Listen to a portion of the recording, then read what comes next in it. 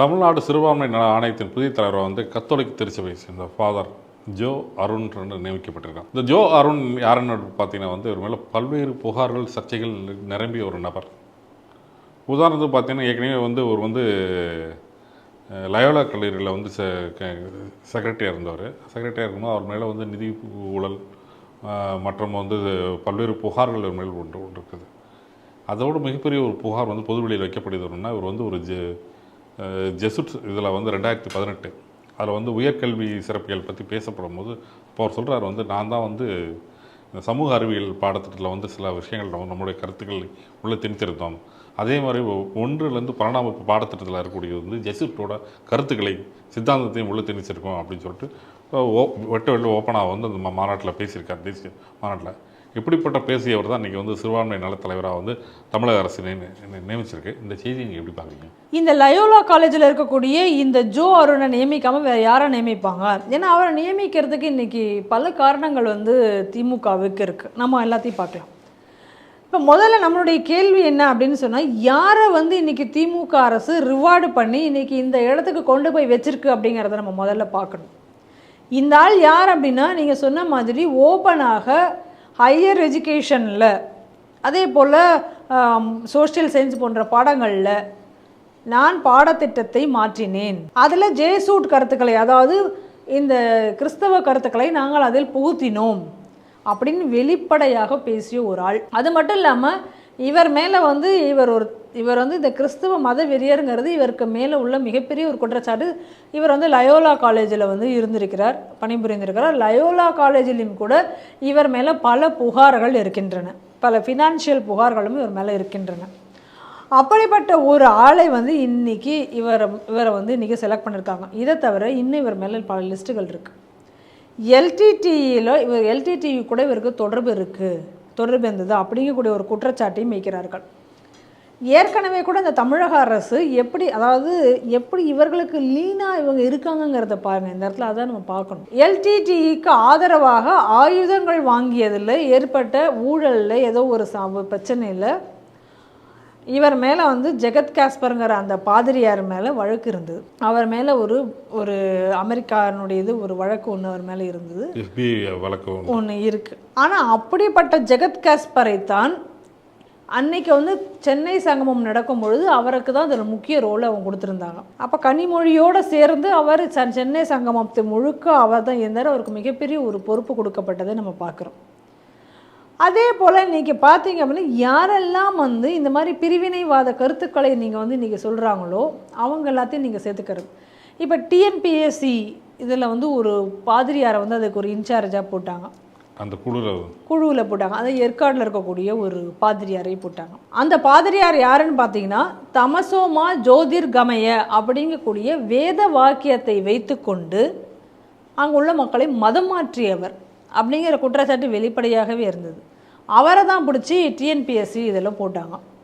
அதுக்கப்புறம் நமக்கு எல்லாருக்குமே நல்லா தெரியும், பெண்களை கேவலமாகவும் கொச்சைப்படுத்தியும் பேசக்கூடிய லியோனியை கொண்டு போய் பாடப்புத்தக இதுவாக போட்டாங்க, கழகத்தினுடைய தலைவராக போட்டாங்க.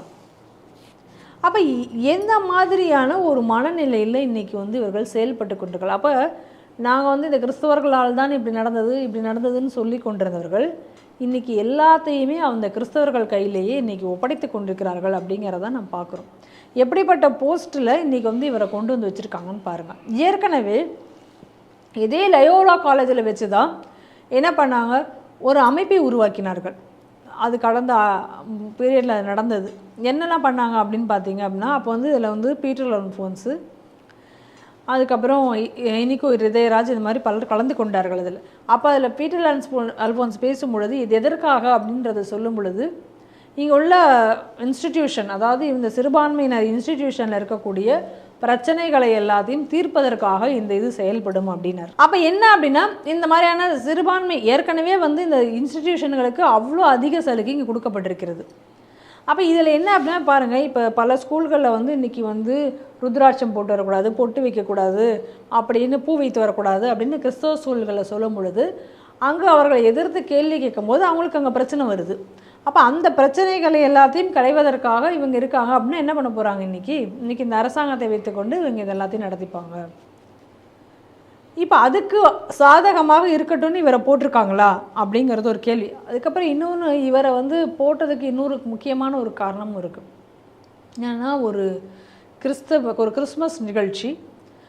அப்போ கிறிஸ்தவ நல்லிணக்க இயக்கமா நல்லிணக்க இயக்கம் அந்த அமைப்பினுடைய சார்பாக ஒரு நிகழ்ச்சி நடக்கிறது. அந்த நிகழ்ச்சியில் போய் இவர் பேசுகிறார், ஜோ அருண் பேசுகிறார்.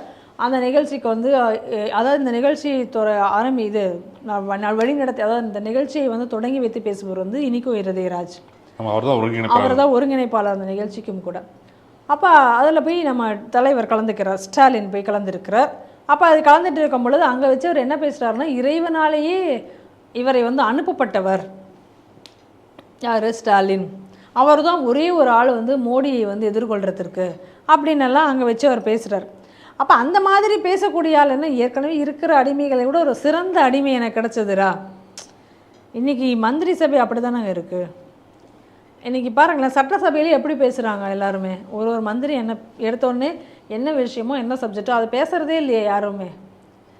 ராஜாதி ராஜ மார்த்தாண்ட அப்படிங்கிற மாதிரி தானே இன்றைக்கி பேசிகிட்டு இருக்காங்க. இவர் வந்து அதை செய்தார். அதுக்கப்புறம் முதல்ல ஸ்டாலினை போடணும், அப்புறம் உதயநிதியை புகழணும், அதுக்கப்புறம் தான் கண்டென்ட்டுக்குள்ளாரே வர்றாங்க.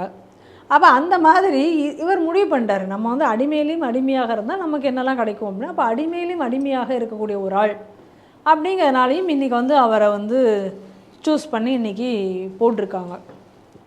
ஏன்னா அவர் வந்து இந்த 23ஆம் புலிகேசி இப்போ நீங்கள் ஞாபகம் வச்சுக்கணும், மங்குனி அமைச்சர்கள். அப்போ இந்த யார் அதிக அளவில் புகழ்கிறாங்களோ அவங்களுக்கு அந்த இடத்துல பதவி கிடைக்கும். அந்த வகையில் தான் இன்றைக்கி அந்த ஒரு ஆங்கிள்லேயும் நம்ம திங்க் பண்ணும்போது அப்படியும் ஒரு இது வருது. ஆனால் இன்றைக்கி வந்து ஒரு மதவெறி பிடித்த ஒரு கிறிஸ்தவ பாதிரியார் இன்றைக்கி வந்து எந்த ஒரு இதுவும் இல்லாமல் இன்றைக்கி கொண்டு வந்து அங்கே போட்டிருக்காங்க. ஏற்கனவே பீட்டர் அல்ஃபோன்ஸ் இருந்த பொழுதே அதாவது பீட்டர் அல்ஃபோன்ஸ் வந்து கிறிஸ்தவர் மதவெறி அதெல்லாம் ஒரு பக்கம் போக, இன்னொரு பக்கம் அவர் வந்து ஒரு கட்சியில், காங்கிரஸ் கட்சியில் இருந்து வந்தவர்.